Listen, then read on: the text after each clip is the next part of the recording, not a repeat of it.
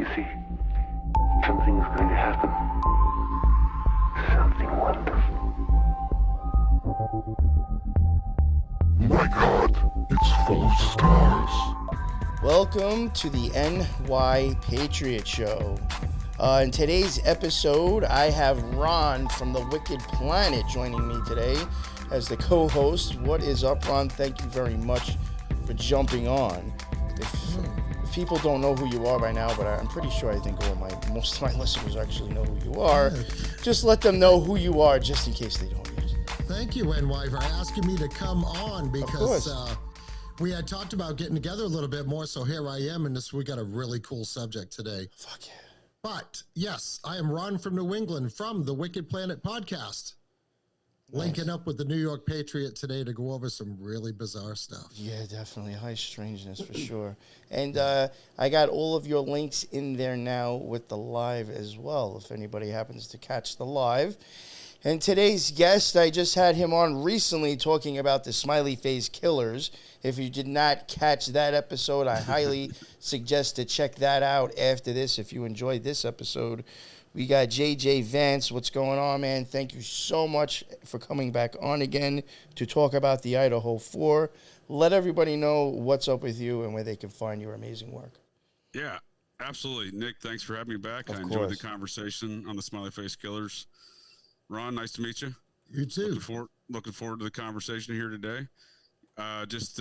Real quick bio on myself. I host the Operation GCD podcast. That's Garbage Can Dude. And find it anywhere podcasts are located. And I have a link tree on my Twitter account at Operation GCD on Twitter. But I bill my podcast as a shenanigan-infused journey into the mind of this particular garbage can dude, and that's myself. And I just generally talk about various subjects of high weirdness on my podcast. I explore topics of like parapolitical and secret society natures, and largely I like to get into one secret society and relative to their veneration of the ancient architecture or structures of America, and that's the Mounds. And that secret society is the Society of Cincinnati, and they founded the nation of America, and they had a deep veneration for the Indian mounds that used to exist in America, upwards of 1 million or million plus mounds across America at one point in time. Something up with those mounds. That's what I like to do at Operation GCD. Like I said, available anywhere podcasts are located. And again, thanks for having me back here, Nick. Looking forward to the conversation. Definitely. Yeah, this is a topic that I haven't gotten sick of yet since it happened, because it just seems like so much weird shit, or just like, even before we get into it, even like another thing that I think is even a problem with it too, but not so much, I guess, legal wise, but like people that are into true crime, this is definitely a case that people, I think, are running with too on like YouTube, and like really just making up like theories and ideas and evidence that actually does not exist.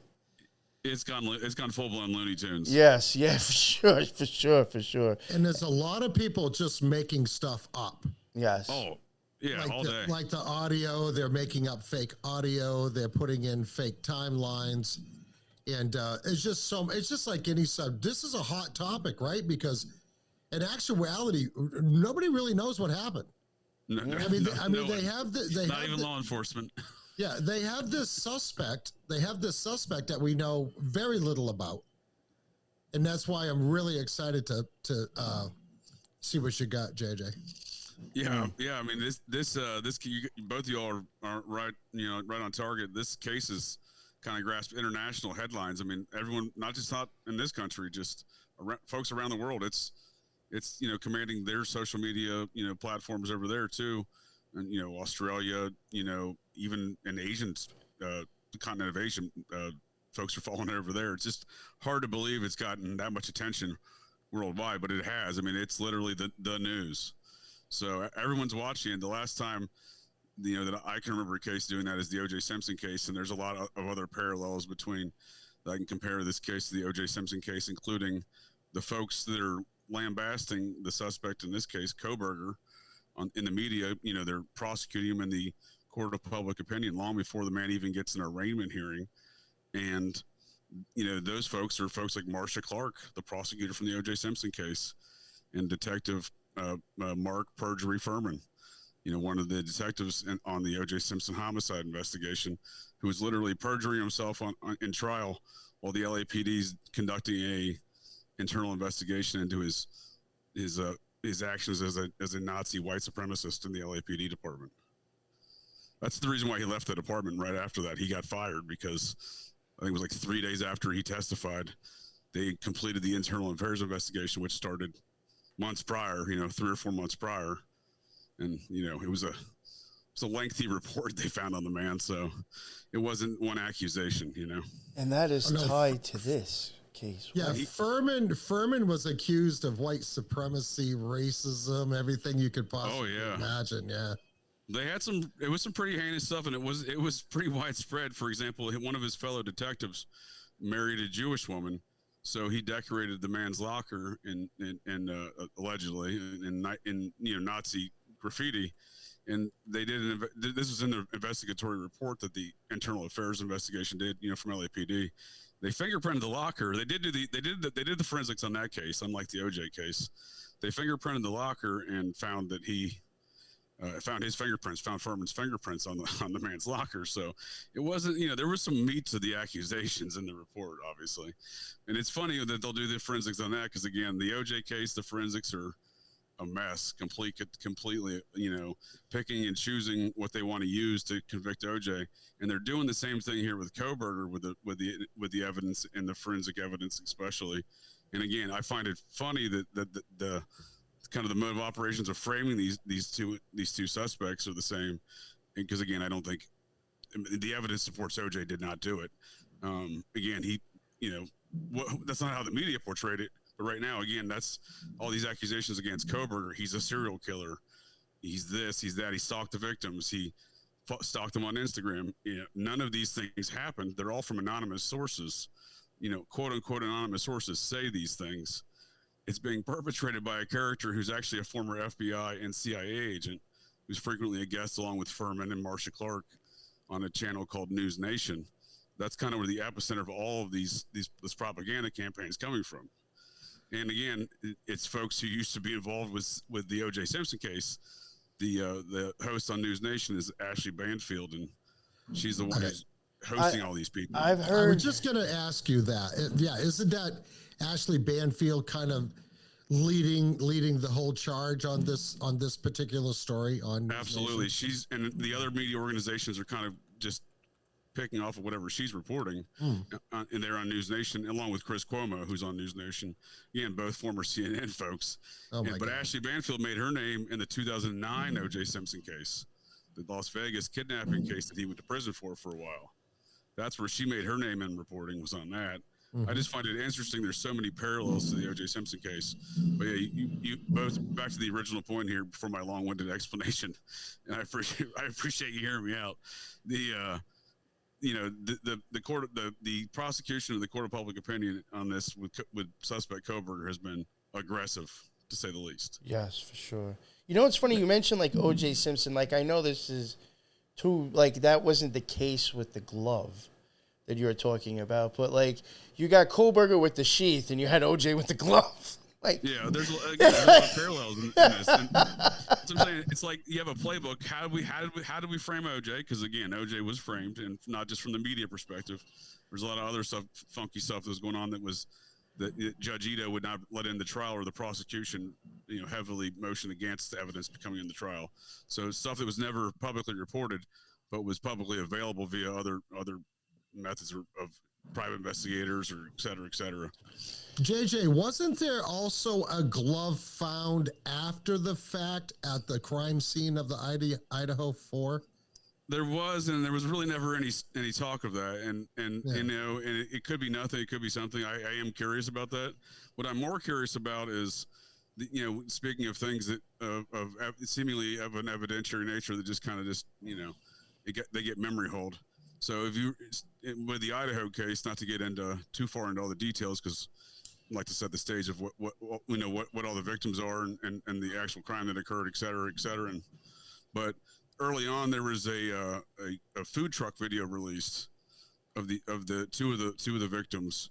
It was their last stop before they went home. Yes, I remember that. Police, and funny enough, once again, police didn't do anything to get that food truck video out. One of the victims' sisters did. So again, the police in this investigation are like, they're doing this whole we're brilliant, but at the same time, they don't have any evidence or actions to support how brilliant they are.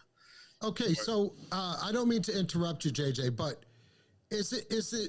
am I right in thinking that the Kohberger has not even been indicted for this yet? No, he recently got indicted on May like a week or two 25th, ago, right? I believe. Oh, okay, so it was recently. Okay. Yeah. He had the arraignment hearing coming up, and we can get into that later. They screwed him with that, kind of. The state decided to just go ahead and put everything under a confidential veil of confidentiality with the grand jury indictment versus the public arraignment hearing that was already scheduled. But yeah, one real quick note on the food truck video. In that food truck video, one of the victims is seen wearing a black coat. Appears to be a man's coat because it's too big for her.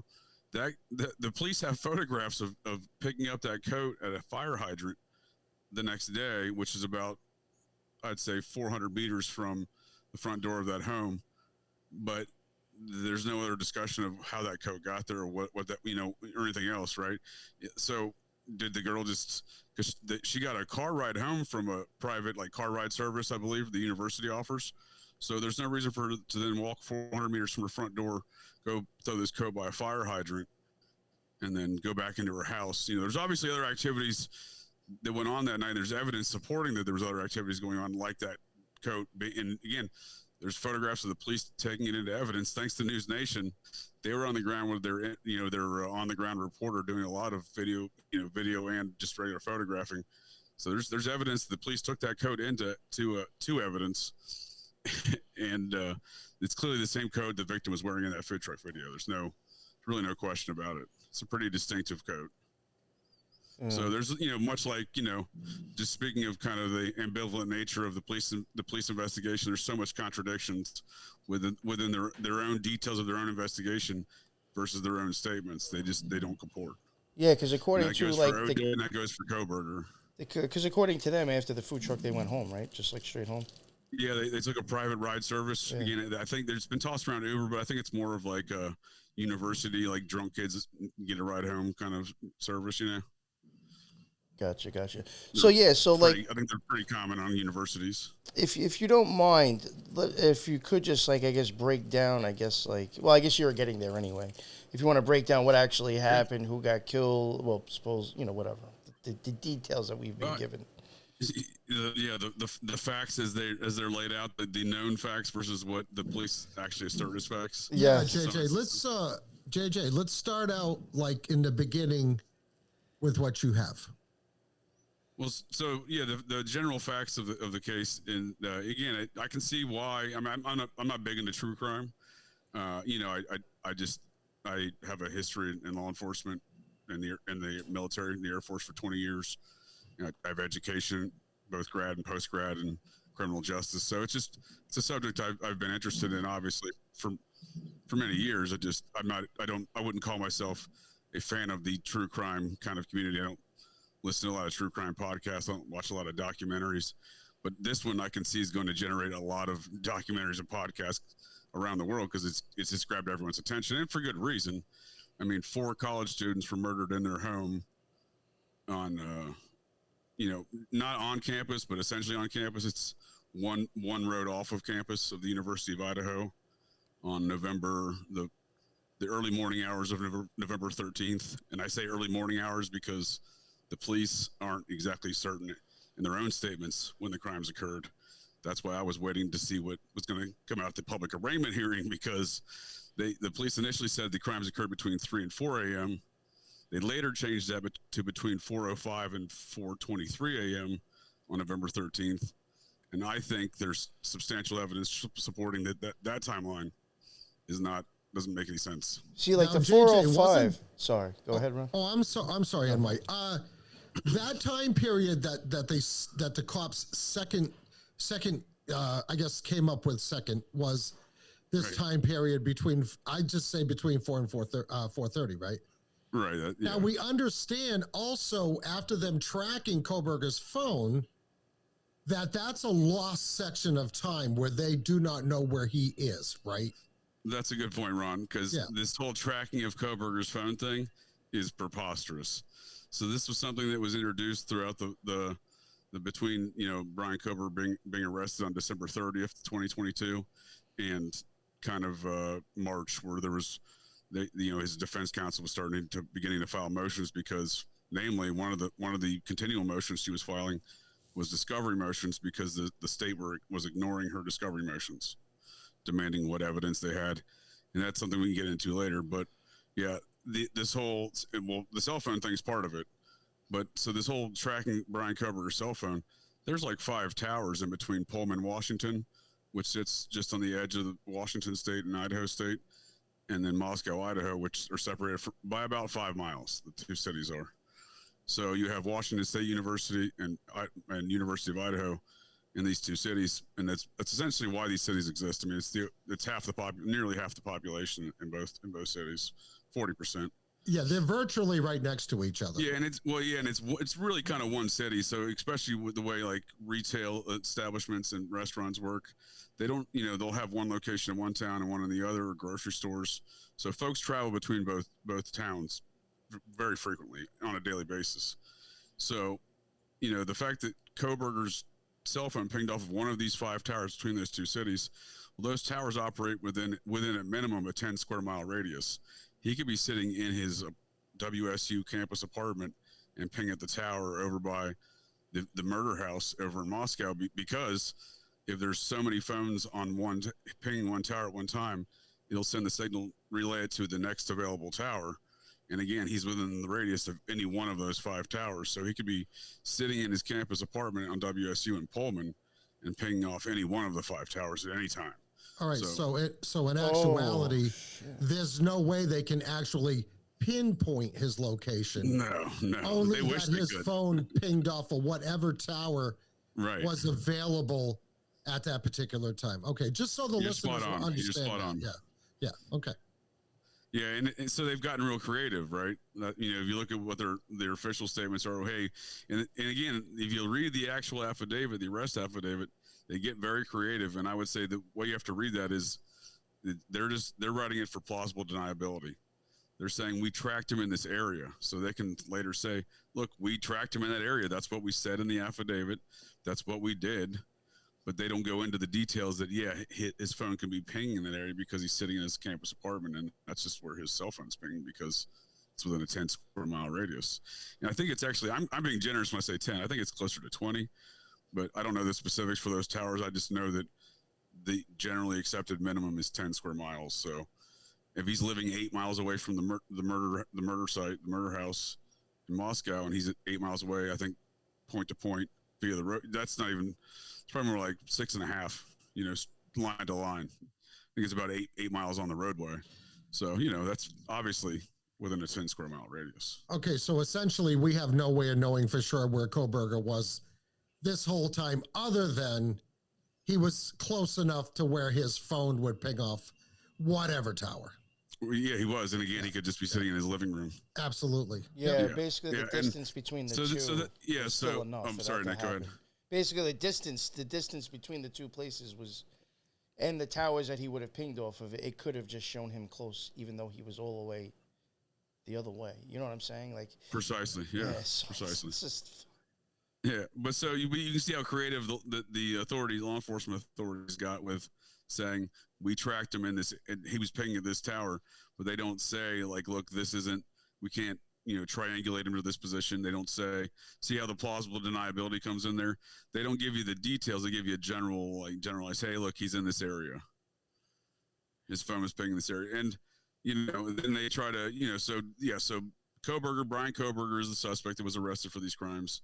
He was arrested December 30th. So between November 12th or 13th, essentially the early morning hours of the 13th and December 30th, the law enforcement authorities gave the entire, again, the public at large, but again, not just in America, in the worldwide, gave them a roller coaster ride of propaganda and intentional misdirections that were given through public press events, and then suddenly, voila, like a Harry Houdini magic show, like surprise, we got a suspect, Brian Kohberger, and we've been tracking him.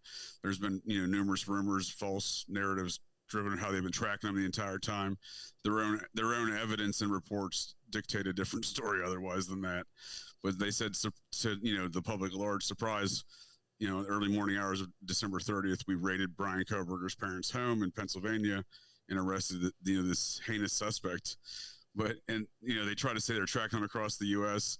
The media reported, again from News Nation, originating this reporting, saying the FBI was tracking him, and at one point they lost Brian Kohberger for like a 15-hour stretch, like he's some sort of criminal mastermind. Which is preposterous. And the Indiana State Police pulled him over twice in Indianapolis, which I can attest. They pull everybody over in that stretch. That's a very high, highly policed, stretch of interstate highway right there. Always has been. I get pulled over there frequently for just trying to go five miles over the speed limit or something, So it happens. Could he get pulled over there? Sure. The media reported saying the FBI told the Indiana State Police to pull him over, and then the FBI came out and said, no, we didn't. So there's all this, false narratives, misreporting, propaganda being perpetrated. And even their own, the own organizations like the FBI, they're not the ones saying they're doing that. And in fact, they're actually putting out public statements saying that never happened, despite, News Nation and other media organizations just, running with it. Right. If Kohberger was not a suspect at that time, because he left for Pennsylvania shortly after these murders occurred, right? Right.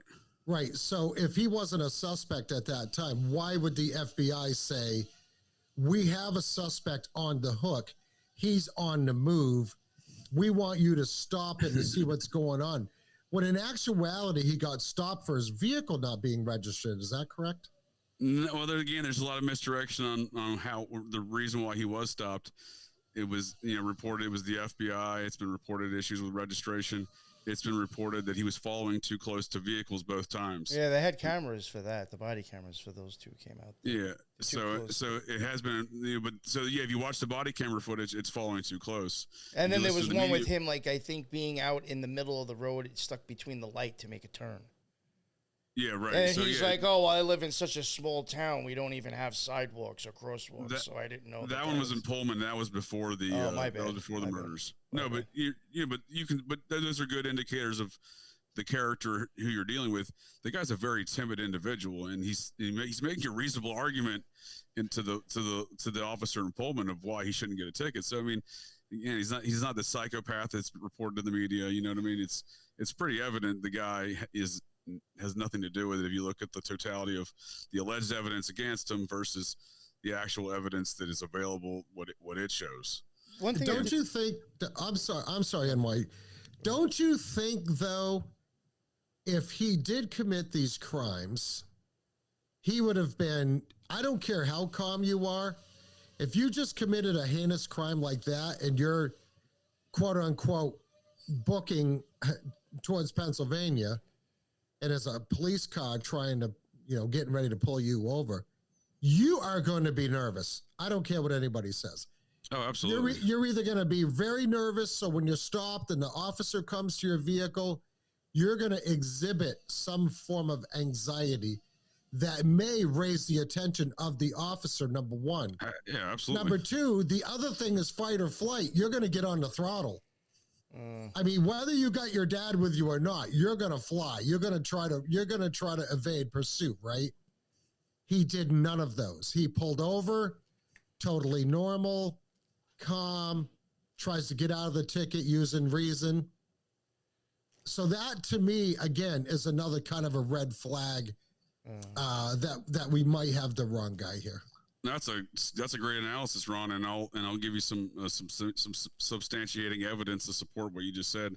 So yeah, I mean, again, he's cool, calm, and collective. He seems like a very timid guy who's making a reasonable argument, to try to avoid the circumstances of getting a ticket. We've all done it, you know what I mean? I mean, anyone who's gotten pulled over has made at least some argument, whether or not it's reasonable or not. It's a different metric, I suppose. But the point is, he doesn't seem like a psychopath. So then folks say, like, well, he's like Ted Bundy, and they make this whole serial killer thing, and he's been accused of all these other crimes that where's the evidence of any of those accusations, let alone the Idaho accusations? Let's start with those first, you know what I mean? But then, it has built this whole kind of folklore already surrounding the suspect. And, with issues like the registration, for example, he re-registered his car because the one in Pennsylvania was expiring. He's now living in Washington.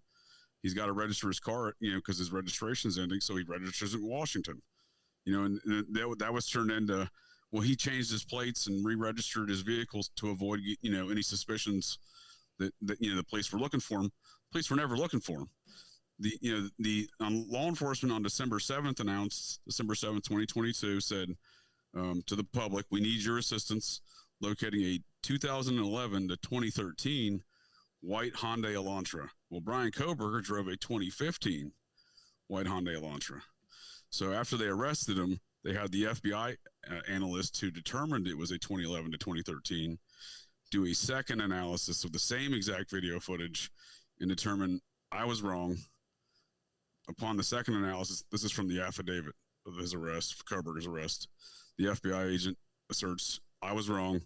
Upon second analysis, I determined it was a 2011 to 2016 white Hyundai Elantra. So they even shifted. There's a point in their own investigatory documents and affidavits they filed with the court that shows that they shifted their entire case to fit Brian Kohberger at a certain date. And their own activities publicly dictate they did this clearly at that point under some sort of pressure to as the impetus of why they had to do it.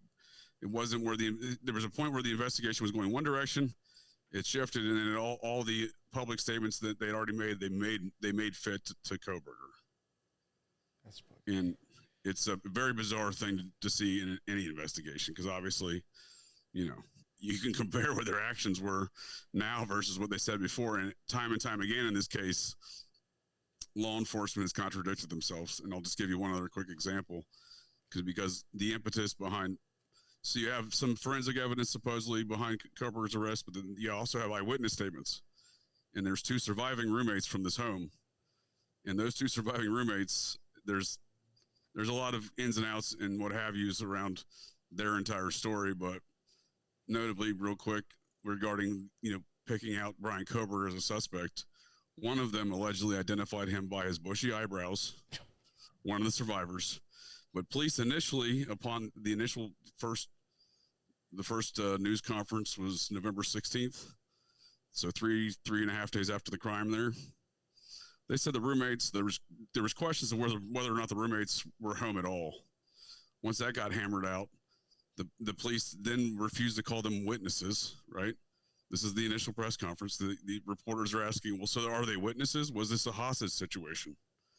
The legitimate questions. And the police chief there in Moscow PD, he said, nope, not a hostage situation. They're not witnesses. The media reported both victims were on the first floor of the home. The arrest affidavit comes out later. One of them is a witness now, so that's changed. She saw him by his bushy eyebrows. That's how she picked out Kohberger, from his bushy eyebrows, which again, that whole narrative is preposterous for a lot of reasons. Just the physics behind the alleged interaction between the suspect and this roommate eyewitness. But you can see how they changed from no eyewitnesses, right? First floor roommates. Now the arrest affidavit comes out. Suddenly one's an eyewitness. Suddenly she's on the second floor in the bedroom up on the second floor, because there's numerous bedrooms in this home. There was, supposedly one vacant. Initially the vacant bedroom was on the second floor, but then the arrest affidavit came out. The vacant bedroom went to the first floor, and now that roommate saw the suspect, Kohberger, identified him in a lineup, and that's the other supporting evidence against Kohberger. Now, I may be wrong, but wasn't one of the other, I could be wrong, but like the other room, like didn't he go into a room upstairs and like out of the four people, weren't two of them in a room together? Great question, Nick. There's a lot of questions about how Kohberger allegedly, because again, this is the allegations of the state of Idaho and their case against him.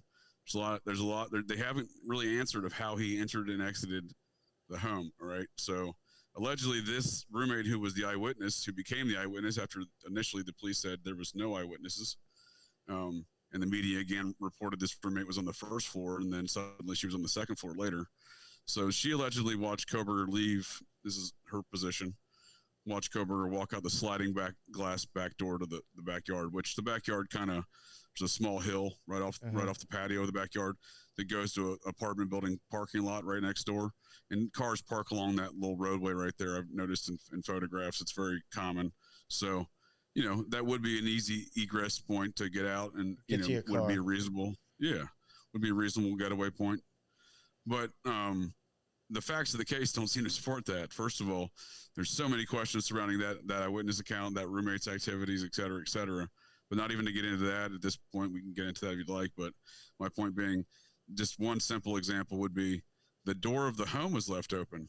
So a neighbor called 911 around 9 a.m. saying the door of that home was wide open, and it's freezing cold morning. They had a big snowfall come in within the 24 hours preceding, a big drop in temperature. So 9 a.m. on a winter morning, you don't expect to see the front door to this home open. One of the neighbors was concerned, called 911 apparently at 9 a.m. The police in their early press conference actually said this. Later, when the news media were a couple weeks after the incidents around Thanksgiving time, media at one of the last live press conferences that the Moscow PD gave on the subject, because after Thanksgiving they were all recorded press conferences, one-on-ones with a reporter. They quit doing live press conferences. One of the questions they fielded was questioning, this report about the door being opened, because by this point in time, they're saying the suspect left out the back door, publicly, or they were suspecting that at least at that time. And the police chief said, "Where'd you get that information?" And the reporter said, "Well, you said that." And he said, "I never said that." But if you actually go back and watch his first press conference, he actually reports that the door was open. So there's a lot of questions of how the perpetrator of this crime, be it Kohberger or not, how they entered and exited the home. And one other quick note on that as well, there was from the early scenes, because there was a lot of media coverage immediately on this. So there's a lot of early pictures, a lot of early video stuff from local media, especially News Nation. There's no blood around that home entering or exiting the home at all anywhere. And actually the evidence that the police ended up producing would support that home was cleaned, after the crime. Yeah. So, and again, there's no blood trail of some assailant or assailants leaving that home. I would agree that not only was the home cleaned, but the assailants cleaned up as well before they exited the home. Yeah, that's something I wanted to bring up just real quick, Ron, before you. Yeah, go ahead. All the people in this case, because I don't think we've actually talked about it, it was all done by stabbings too.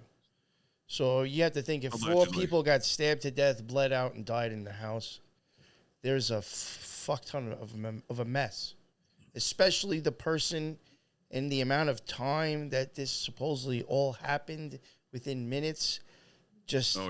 It just makes no sense. But it was all done by stabbings. Yeah. And real quick, I just keep forgetting, and I want to bring it up. You mentioned something about, I think, the date that it happened and then the day that he got arrested. That was like a month and 17 days later.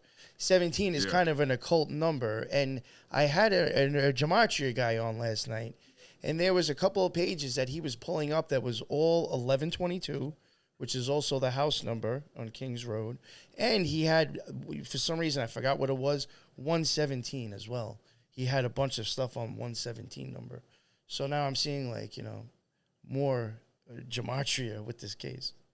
That's interesting. And I think you even said from 405 to 423, there's even, I don't know the exact timestamps, it might be that, but there is something when they even tell you that time in the morning, there is a 17-minute time difference with their timestamps.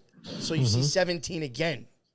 And I was and I could be wrong. It might be like 406 to 423. It might be 17 minutes precisely on that window. Yeah, it's a pretty crazy window of time to think about one assailant going into this home, which he allegedly does not know the internal, structure and of the home. Maybe he's gone online to see some pictures. Maybe that's possible, but he doesn't know who's in the home. He doesn't know what they're doing. He doesn't. Yeah, he doesn't know. He doesn't know who's there. Yeah, doesn't know who's there. I mean, unless he was totally stalking it, and if that was the case, he would have been closer to that location when they all came home, and he would have known who was in the house and who wasn't in the house, And then there's the theory that there was also a dog in the house, that one of these kids, one of the girls had a pet dog. But they heard a dog No, barking too. that's confirmed. There was a dog in the house for sure. Yeah, and this dog should have freaked out, even if they just heard somebody at the door. Okay, that was just my thought on it. The other thing I did wanted to add a couple of things. One, getting back to what you were starting to talk about, JJ, was that there are a lot of theories that a cleanup crew had gone in there. And that's why it took so long in between when these murders allegedly happened to when it was actually reported, right? And Absolutely. And getting back to NY's point, if you're stabbing somebody, like I took a grinder to the leg one day when I was working on a car, and I bled like a stuck hog. And that only went in like an inch. You know what I mean? So I mean, it's if you're stabbing people enough to get them. Obviously, it only takes one stab wound in the right place to bleed somebody out. But the point is, your heart is pumping. That's a lot of pressure. Blood is a lot of pressure. There is going to be blood everywhere in that apartment. There's going to be blood. There's no way the assailant could have done this without getting some blood on him, right? Oh, it'd have been a mess. It'd have been a complete, absolute. You know what's funny, Ron? Bloodbath. The same thing you just said right now, a cleanup crew. When I first heard this case, and I heard that there was an 8-hour window, too, of when the person, between the phone call and the shit that happened, like, it's like 11 o'clock in the afternoon, until the cops are called. I'm thinking this kid just got blamed for a cleanup crew going in that probably had something to do with drugs and or prostitution. I think because the amount of the mess that should have been in there and how nothing was found, and with the amount of time in between the fucking phone calls, are just average people. Even if you're a college student, you're not gonna wake up. That's just bullshit. They didn't get up until 11:30. Like, come on. I don't want to get too far ahead of JJ on this, but that's an excellent point because the timelines are different.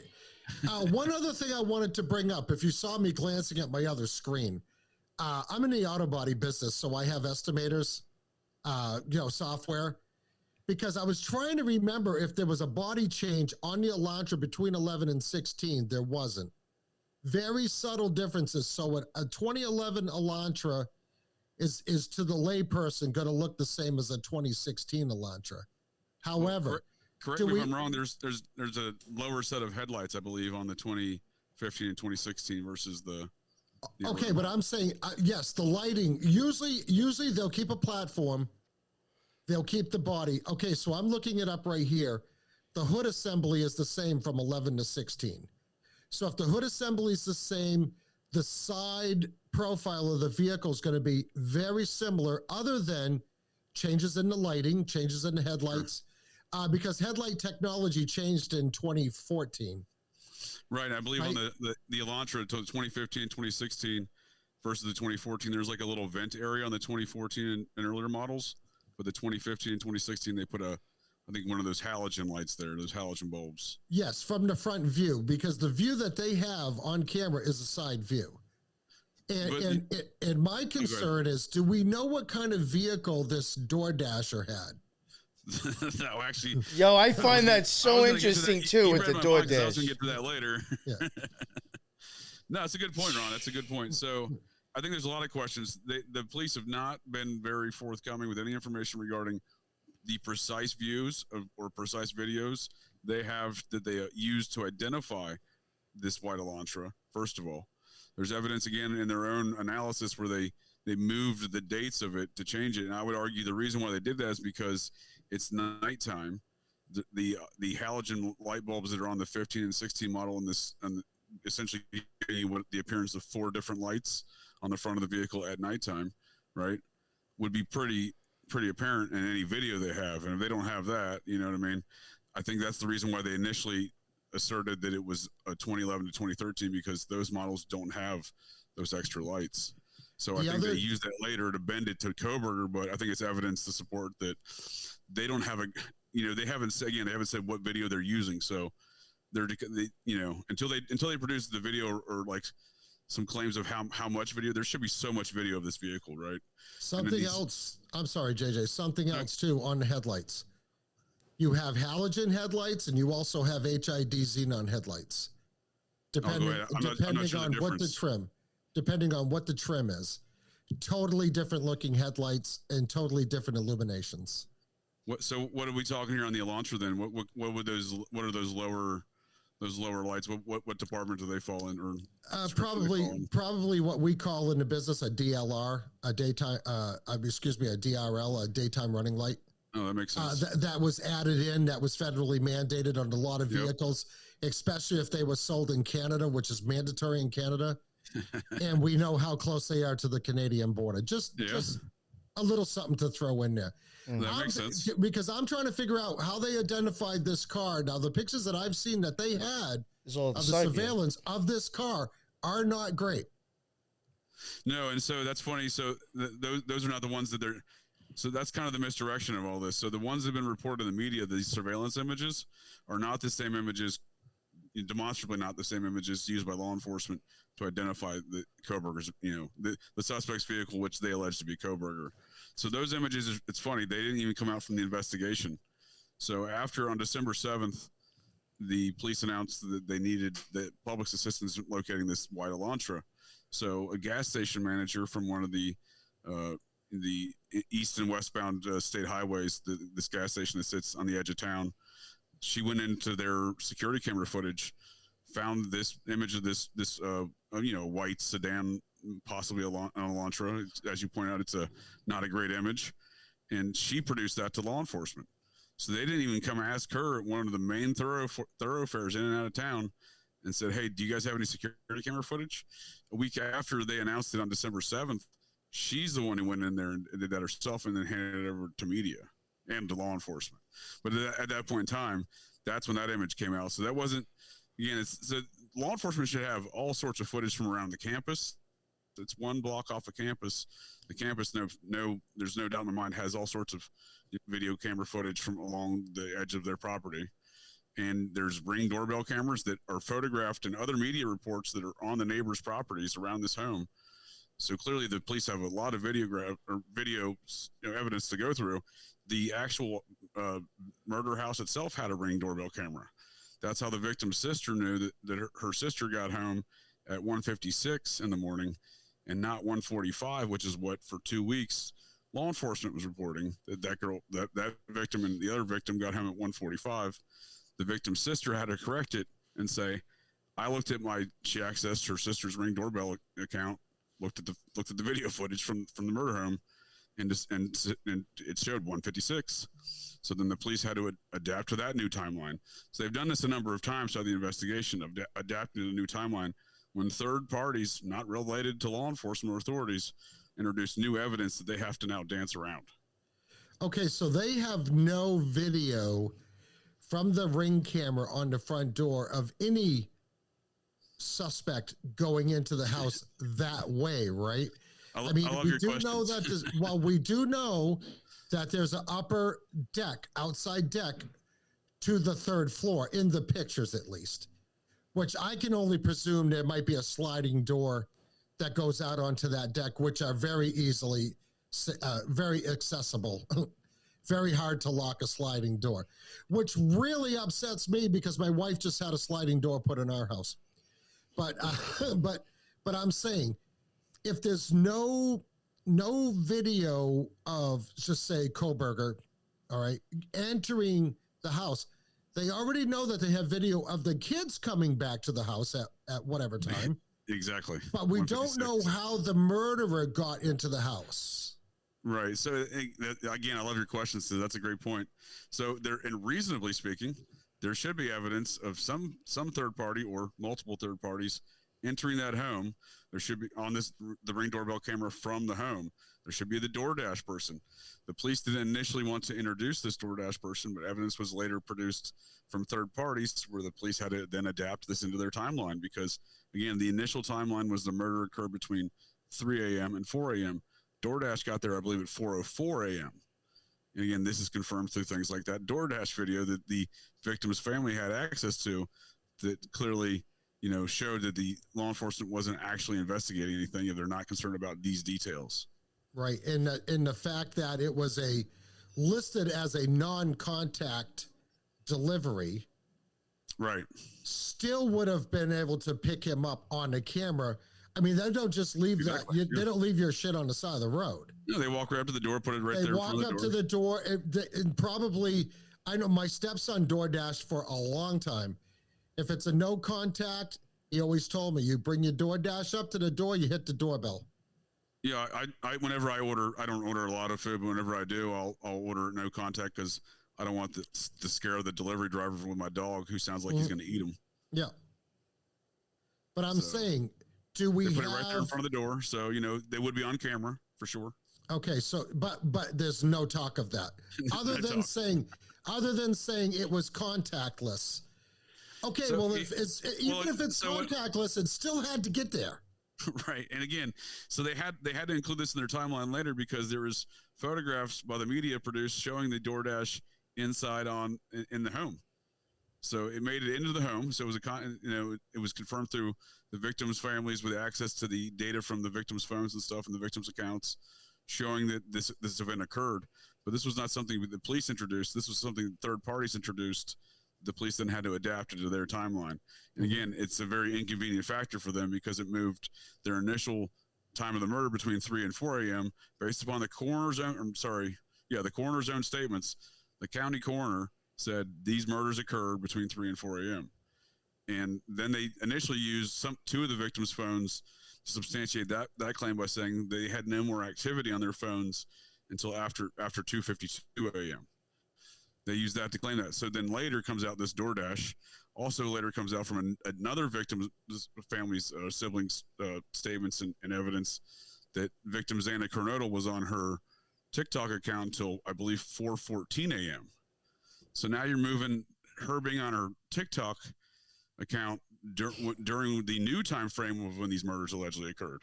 So now even this new timeline doesn't, if you put all the details together, they don't comport. Correct me if I'm wrong, but didn't even the cops get called due to stuff being talked about through Snapchat DMs? Like a Snapchat group was talking about what the fuck just happened on the campus.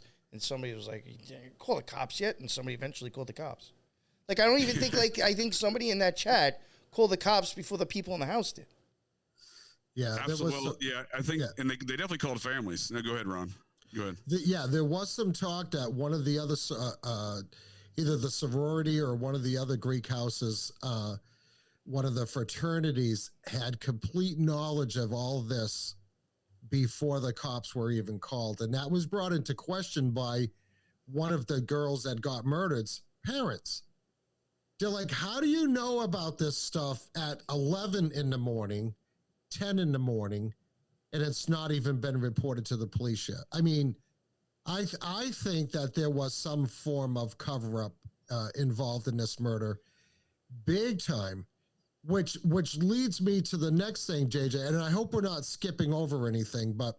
No, but may I comment on that real quick? Just real quick on the cover-up? There's absolutely a cover-up because one of the key pieces of evidence in the initial search warrants, which they never found, so no longer is it part of any conversation, but one of the initial key pieces of evidence was alleged latent shoe print left at the murder scene. Now, just the mere fact that it's a latent shoe print, not even getting into the other details of the shoe print, which are preposterous, and again, no longer works, and they're no longer part of the narrative. But the fact it's a latent shoe print means that someone cleaned up the murder scene because it's not a shoe print in blood. It means that the floor looks normal, and then they put some chemicals and some powder down there in a forensic scientific process of investigating the crime scene and determine, well, look, now we've made the shoe print appear, and then they take a piece of tape and take a print of that shoe print and say we need to find whose shoe this is. And again, they did that in the OJ case with his loafer shoes. This again, the correlations are eerily similar between both of these cases, forensically speaking, with the evidence. But so that's the latent shoe print. So just by the very nature that existed, right, means someone cleaned that floor. This shoe print was allegedly similar to a Vance, is what was reported. Right. And what's interesting, which has a split design. The front design, NY would be interested in this, is always looks like little star, like 100 little Star Davids on a van shoe print, on a footprint. But yeah, so this was interesting. Vance is the Scottish spelling of my surname, Vance. Oh, there you go. But the point is, I don't know the history of the company, but that's the Scottish. It wasn't shoes that stepped in blood. No. And not only that, you'd think there'd be tons of that laying around. It's going to be super hard to get an actual shoe print in blood. Blood is extremely slippery, and it takes a long time for it to dry up. So the whole thing with the shoe prints in this whole thing is totally just whatever they could throw in there to get people off the trail of what is going on. That place was cleaned up. Oh, for sure. Yeah, you know what's a good way to segue when you're done, Vance? I would like to actually segue into, I think if you even realize how he ever became a suspect, you'd be like, this makes no sense. So if maybe we could get into that at some point. Yeah, let me just make one point to answer one of Ron's questions he's brought up a couple of times and try to bring some at least reasonable, thought process behind why there was such a delay in the 911 call. First of all, I think it is suspect. I don't agree with it whatsoever. I think there's a lot of things that can be drawn out of that need to be, a lot of questions need to be asked that aren't being asked, right? Because the police just said it happened, no big deal. They weren't witnesses, so they didn't know it happened. And then that later was, well, one of them was a witness, and then she didn't call for 8 hours because she was frozen in fear. Well, if she was frozen in fear, she knew something was wrong, but then she didn't do anything. So that doesn't make any sense. And then the other alleged surviving roommate, she's actually under subpoena right now to testify for Kohberger's defense with exculpatory evidence. So clearly she has a different story. Otherwise it wouldn't be exculpatory evidence. And again, that's when the state kind of put everything under the confidential grand jury indictment because all these other activities were going on. They were losing their grip on keeping this under wraps. So they put it under an indictment to keep it under wraps for longer instead of the public arraignment hearing. But to give some sort of legitimate nature to the activities of the delay of the 911 call, this is bizarre. This is a bizarre policy in my opinion, but fraternities and sororities banded together in they have all these national chapters of these organizations. So in the 1980s, they were getting sued left and right and paying out millions of dollars. So they formed a trade organization for the purposes of an insurance policy. So they kind of consolidated their liability into this insurance group, all of them across the nation, all these national chapters of all these organizations. And in their policy documents, it says, do not call the police, do not call the family. You call your chapter president first, and you wait for return phone calls and contact from whatever their higher level regional, president is. So their own internal documents tell these kids to do these activities so that, even by virtue of them following their actual policies of their own organizations, the fraternities or the sororities, it says, notify your sorority first. Do not call police, do not call family until you're told to do so. So the fact that all these kids are then Snapchatting that afterwards, that makes total sense to me because that's going to spread through the rumor mill within minutes. Within college kids, you're always on their phones and Snapchat. Yeah. And they have these groups already. They're existing groups on Snapchat so they can communicate socially, right? For parties, etc. So they're already, that's going to spread again within minutes. And it did. And even it spread within the rest of the town, the 20,000 or so other people in the town. I think it's 10,000 college students, maybe 20,000 residents of Moscow. And that message to the townspeople spread. It was a shooting. Early media reports also said it was a shooting. Yeah, it was reported to the mom, actually. One of the, and I think it was Gonsalves. Is that how you pronounce the one girl's name? Yep.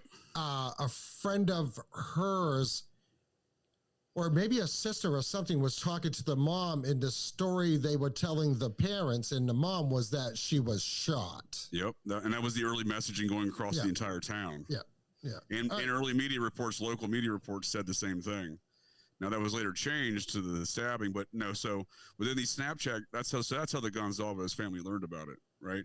Yeah. Was one of the students from within the Snapchat groups that were going off at like 8 o'clock in the morning, right? The 911 call was at noon, right? So allegedly the murders were at 4. So 4 hours after the murder, all these Snapchats are going around 4 hours later is a 911 call. One of the college students calls the Gonzalez family, as the story goes, and that's 6 hours before they learned from law enforcement. So they knew before the 911 call. And you can kind of see this in their interviews with the media, during the early onset of the investigation. They were very upset with their treatment they were receiving from law enforcement because they knew details that were contradicting what the law enforcement was saying in the media, and that's why they hired an attorney. They made a big media circus out of it. They didn't make a media circus out of it. The media made a circus out of it to try to diminish these people's opinion and their position. Right, and that's why there was a gag order issued by a judge Exactly. on everything that had to do that, because there was so many different stories coming out. So it blows out their timeline. I mean, right, it blows out. right. I mean, it completely annihilates this whole official narrative that's been produced by law enforcement. Right, but coming from the Gonzalez family, that was during an actual news interview when the mom come out and said, "Oh yeah, it was at this time of day that we were told that something very bad happened to Kaylee, and then we're going to call you right back." So then they called the police department. The police department says, "We can't tell you anything right now. We're going to call you back." They didn't know anything. Well, okay, so what I'm saying is, how do all these other kids, like what NY says, Snapchat went viral over this whole situation? It did, yeah. Everybody knows what's going on. The Greek fraternities, the Greek sororities all know what's going on. The police know nothing. So now you've got all this information coming from a million different directions, then the judge puts the gag order in, right? Correct. What I'd like to get into now, like what NY said, let's discuss how Kohberger even became a suspect in the first place. Perfect. And then I would like to get into the other theories. Let's take Kohberger out of the equation. Let's bring the other theories in that I find super interesting. And if we have time, we can even get into the criminal issues that a couple of these girls that got murdered, moms, stepmoms, were involved in at the same time. Previously, for during, sure. That's we got to talk about that. I hate to say it, and like I just will say this, and then we'll go back to what we were just saying now. But like, not for nothing, if these things happen the way they happen, like, it's horrible that they did lose their kids. But like, honestly, even some of the parents and like what they're into, or like being almost like gypsies, just even makes this whole case even more like high strangeness. Oh, for sure. I mean, I hate to like do that, to have to like point at like the family of these victims, but when you do kind of look at them, it makes it even more interesting and weird, in my opinion. Well, you're not blaming the victims. It's just an objective analysis of the environment. I mean, that's what it is. Yeah. And we can also bring into how this is a drug hub, this whole area. Again, another imperative point, Ron. We got to talk about that. Yeah. So let's get into how Kohberger became a suspect in the first place. I'm interested. Yeah. One more point just to drive home on the last topic. The reason why these kids are Snapchatting at 8 a.m. is because they're following the policy that they've been directed to follow within their sorority or fraternity by notifying their entire sorority before they notify anybody else. So that's like how the Catholic Church does it. That's their policy. So the kids are the kids are following what they've been told. So I think a lot of people want to lambast the other kids in that community, which I don't agree with the policy, but again, I don't agree with these organizations that much either. So, but objectively, the kids are following what they've been told to follow. That's the reason why everybody knew about it before law enforcement. At the same time, it also gives the great amount of, a large extra time to clean up the scene before law enforcement is notified. And again, that's clearly what occurred here. The scene was cleaned up, but yeah, on to the suspect Kohberger, who again, it's really a mystery, even by law enforcement's own reports and affidavits, of how he became a suspect, even to law enforcement, if you will. They're even confused. Again, they have a very ambivalent outlook on it. Everything contradicts itself, right? Seems confusing from what I've heard other people try to even explain. Yeah, so if you kind of remove all the News Nation and other media propaganda that, he's a psychopath who hates women and he's an incel, because none of these things are accurate, right? There's no evidence to substantiate any of those claims. Right. It was a Delphine male chauvinist, going by News Nation. Yeah, exactly. If you take all those out of the Kohberger suspect criminal profile, right? Put those in the trash can where they should have never left in the first place. The actual facts established by law enforcement's investigation and their the affidavits they filed for probable cause in his arrest, right? Those are the things that I think we can call facts, right? Information from those details, right? Details from those investigations, right? Would you all agree with that one? Yeah. Did we Ron? Ron? Okay. Sorry. No, I'm just getting messages from my employees. Oh. Sorry. Would you agree, as far as if we're going to talk Kohberger, the establishing the known facts of Kohberger, remove all the media reports and all these anonymous sources say, and et cetera, but only go off of what the investigatory documents of law enforcement and the search warrant affidavits and probable cause for arrest affidavits say? Sure. Yeah, because I want to Which is get very into little and how different. how he became a suspect and how he actually came to be arrested.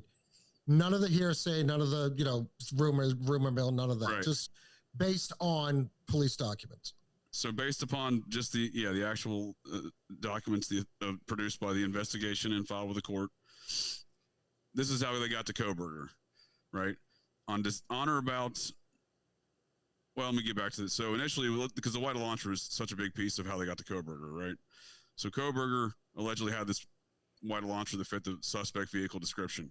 However, he didn't. Again, as I said before, they moved the years and stuff and changed the suspect vehicle description to fit Brian Kohberger's years, which didn't fit within the previous years of the Elantra, which seemed to have some conflicting physical appearances, especially at nighttime with the lights. Anyhow, on December 28th, once he was arrested, and the arresting affidavits, allegedly now on November 28th, law enforcement in Pullman, Washington, identified a white Elantra allegedly fitting the suspect's vehicle description, which again, it did not. However, November 28th is an important detail from their investigation documents they produced after the arrest, because if you look at what their actual actions were during the investigation, on December 7th, they announced to the public at large saying, "We need your assistance in locating this suspect vehicle and its owner and occupant or occupants from the night of early morning hours of December 13th, right? So if you compare those two things, on November 28th in the investigatory documents in the arrest affidavit, they're saying, we got Kohberger, we identified him on WSU's campus, and he's driving this Elantra, right? And if you look, but if you look at what their actual actions were at the time compared to what their actual actions were, on December 7th, they're telling everybody, we need your help at identifying this Elantra. We need your help identifying the suspect. So those two things are mutually exclusive of one another. However, that is the narrative that initially got them looking at Brian Kohberger initially, right? Now, mind you, there was another 94 identified white Elantras registered to the University of Idaho, and they've never confirmed or denied whether or not they interviewed the other 94 or between the two campuses, WSU and University of Idaho. They've never identified whether or not they've or publicly stated or any record filed with the court stated whether or not law enforcement authorities investigated the other 93 or 94 drivers or owners of white Elantras. So I think that's an important factor to consider, because Kohberger's car doesn't fit the initial description. 9 days after they've allegedly identified Kohberger, right? 9 days after they're asking the public and releasing like one photograph image or two photograph images of this white Elantra that they're looking for and asking for the public's help. However, 9 days prior, in their own investigatory documents, they already have identified Kohberger via this Elantra. So it's important to also understand and how they got to Kohberger. Did they interview the other 93 or 94 owners of Elantras, which they don't state? And I would highly suspect they did not do.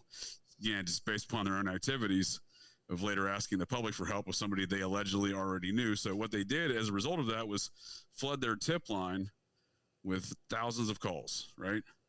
Because they asked everybody. So there's people in Mumbai, India calling in, "I've seen a white Elantra." You know what I mean? Because that's because that's the effect that this case has had on people, right? So there's no doubt. I'm telling you, I spent years in law enforcement. I'm familiar with the calls that you get at dispatch centers. And I worked for years. I was stationed at Wright-Patterson Air Force Base. We used to get calls every night from the local population of people seeing UFOs. Now, oh, sure. Of course you did. Did they see lights? Did they see something in the skies? Maybe they did, but it didn't matter. People saw UFOs anyway every night. We got calls at 911 about it. You know what I mean? So Okay, happened. JJ, wouldn't it be standard operating procedure to interview anybody and everybody within, say, a 30, 40-mile radius that owned a white Elantra in those years? Wouldn't that be a standard practice to just not try to find somebody, but to rule people out? Exactly. And actually, during a recorded press conference, because there's no more live press conferences by December 7th, during one of the recorded press conferences released by Moscow PD, Police Chief James Fry, the reporter asked him exactly that. And his response was, "What do you expect me to do? We have 22,000 registered white Elantras." I don't know what he was talking about, but he committed to a number of 22,000 and said, "What do you expect me to do? Investigate all 22,000?" 22. No, I mean, it was very good questions from the media. I'm not lambasting their questions. They continue to ask a lot of good questions at these press conferences. That's why they were no longer live press conferences. They became recorded press conferences. And even then, media, they didn't want to answer any media questions that were legitimate. JJ, where did he get this 23,000 white Elantras number? Because wherever this is, I am going to go and buy that Hyundai dealership. Because that is insane. I can see maybe 100. Right, which is what they had between the two campuses registered for the campus parking, tags. I can. This is going to be speculation, Ron, but what I'm assuming they did was they typed in white Hyundai Elantra into the Bureau of Motor Vehicles for the state of Idaho and the state of Washington, and they determined that there was 22,000 between the two states from the year make and model between 2011 to 2016, and that's is it the 22 or 23,000? It actually might be 23,000. It was around. It was around those two numbers. What's really weird is I did want to get this in while you were saying it as well. Last night, well, this is the weird part, because last night when I had this gematria kid come on, I think the number 23 is where we started. Like, that was the number he started with. And then we eventually went, and we did touch on 93, 94, and 95 as well. I'll get back and we've to you, touched on 117 and 1122.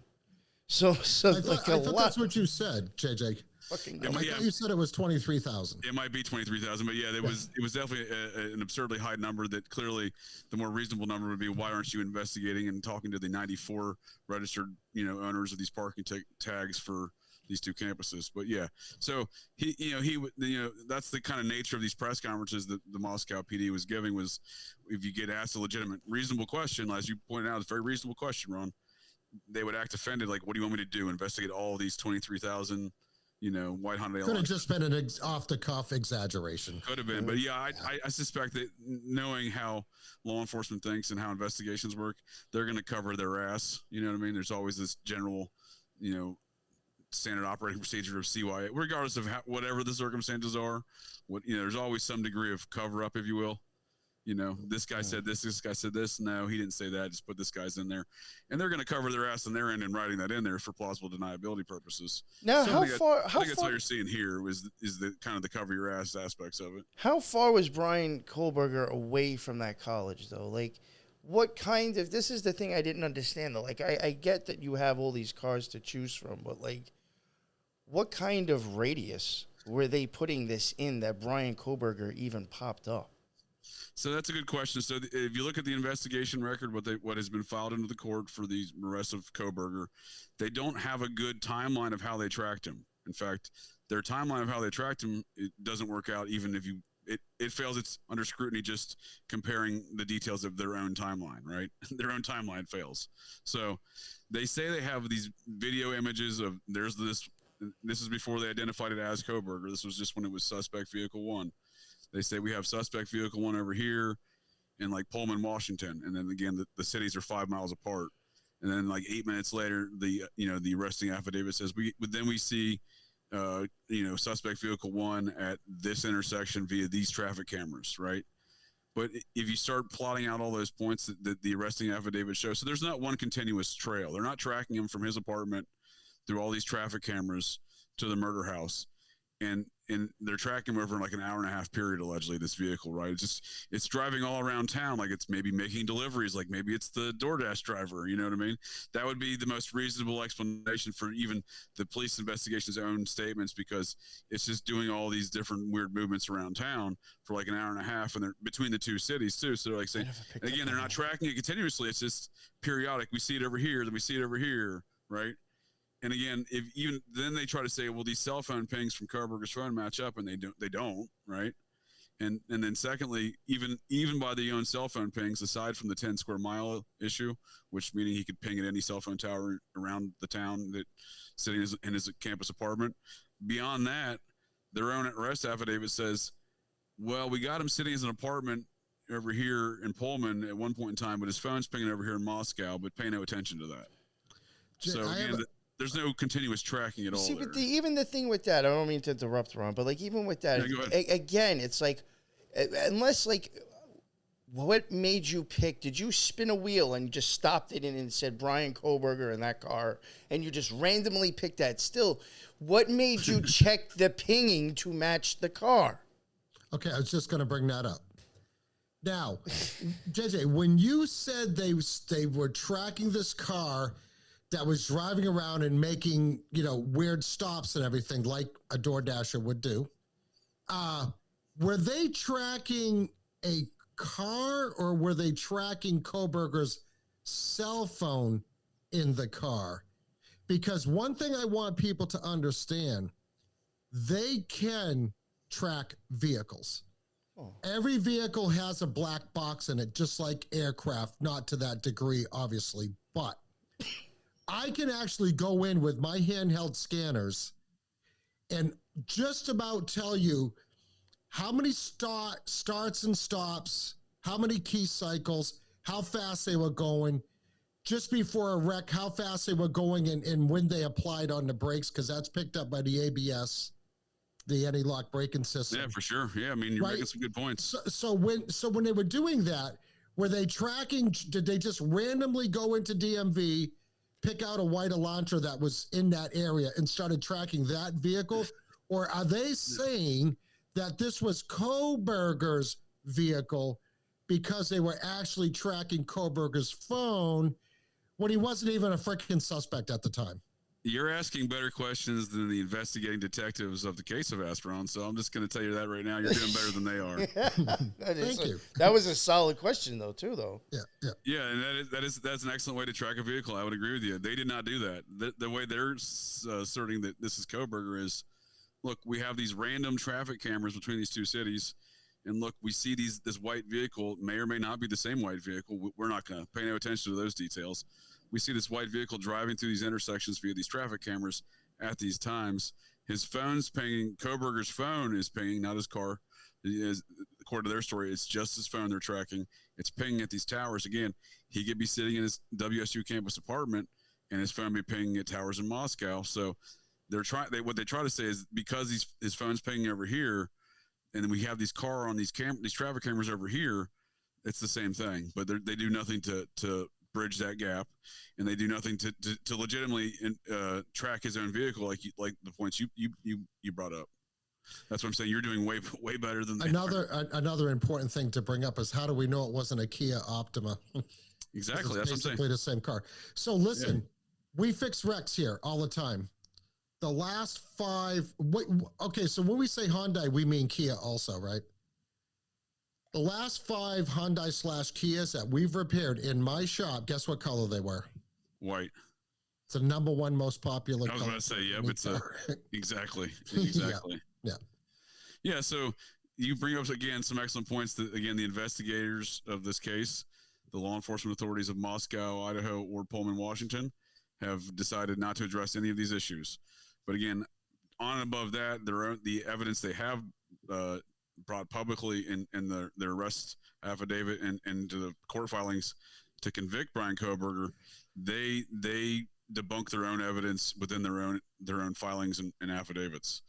And notably, the knife sheath, which is the other primary point of evidence against Kohberger, is this alleged knife sheath, which there's so much ambiguity.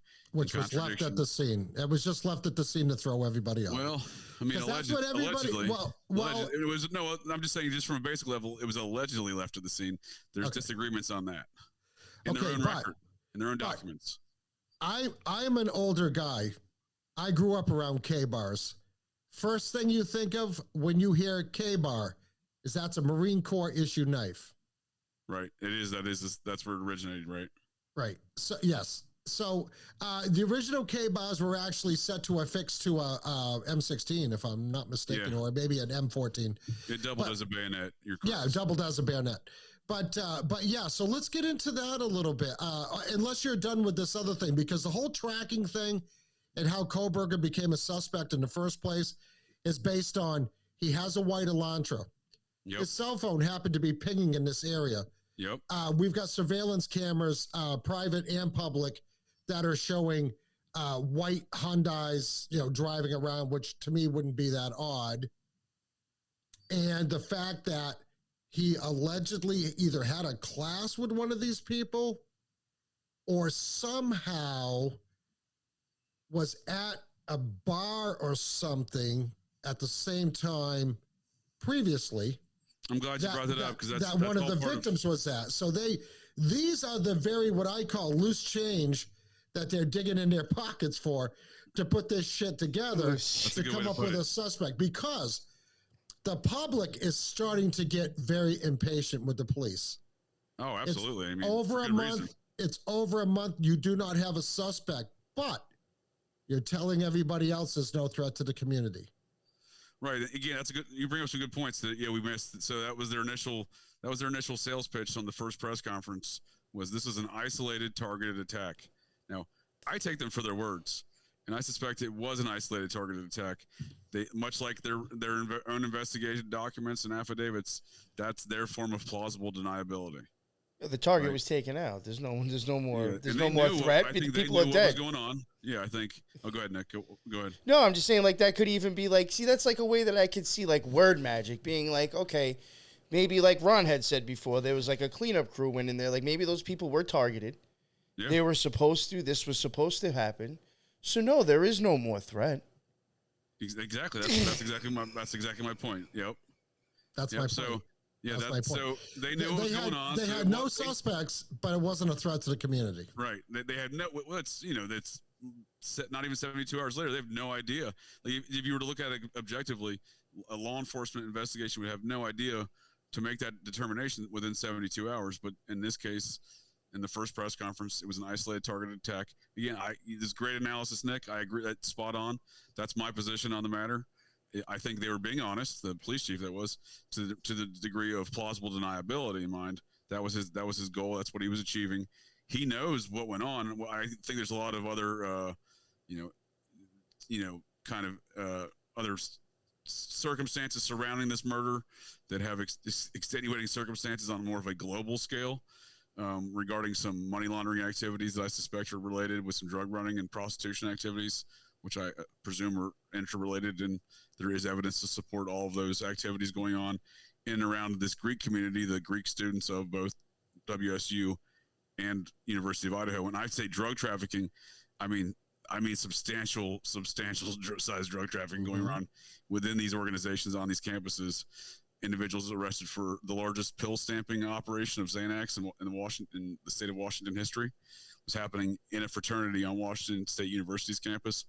And seemingly that case has been sealed because I can't find the court record, even though the drug task force, but I can find a press release they did on the subject.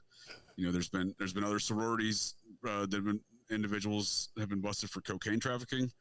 There's numerous reports that the actual murder house was a known drug distribution point. Yes. And when I say that, and that's important to bring up for what we're going to talk about later. Well, and it's important to bring up when considering a cleanup crew in this entire situation as well, and how it was an isolated, targeted attack, right? So I think these girls were moved into a home that has been a long-standing drug distribution point within these Greek communities on that campus. And prior to them living in that home, every year or two, that home basically changes. The Greek students live in there. In the last few years, it had all been sorority girls. However, for the 15 or so years prior, they had all been fraternity guys living in that home. But it's always been a known party house and known drug distribution point for this entire time span. And again, that's important to consider in the isolated targeted attack department. Okay, I just want to clarify something for the listeners.